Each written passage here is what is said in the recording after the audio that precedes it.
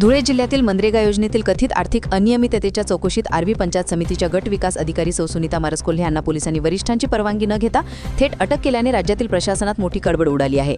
महिला अधिकारी असल्याने आवश्यक कायदेशीर प्रक्रिया न पाळता केलेल्या या कारवाईविरोधात महाराष्ट्र विकास सेवा राजपत्रित अधिकारी संघटनेने तीव्र निषेध नोंदवला आहे।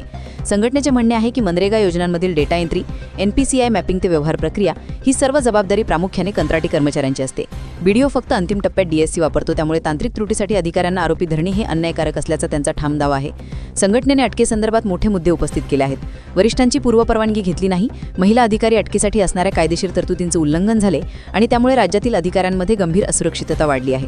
शासनाकडून स्पष्ट मार्गदर्शक तत्त्वे येईपर्यंत राज्यातील सर्व बीडीओंनी आपली डीएससी जमा करण्याचा निर्णय घेतला असून 4 ते 9 डिसेंबर दरम्यान सामूहिक रजेचा इशारा दिला आहे। यामुळे ग्रामीण विकास यंत्रणा ठप्प होण्याची शक्यता व्यक्त होते। संघटनेच्या प्रमुख मागण्यांमध्ये विभागीय चौकशीपूर्वी गुन्हा नोंदवू नये, कारवाईसाठी शासनाची पूर्व मंजुरी आवश्यक करावी, संबंधित अधिकाऱ्यांना कायदेशीर संरक्षण तसेच डीएससी जबाबदाऱ्या स्पष्ट करणारी नवी मार्गदर्शिका तयार करावी यांचा समावेश आहे।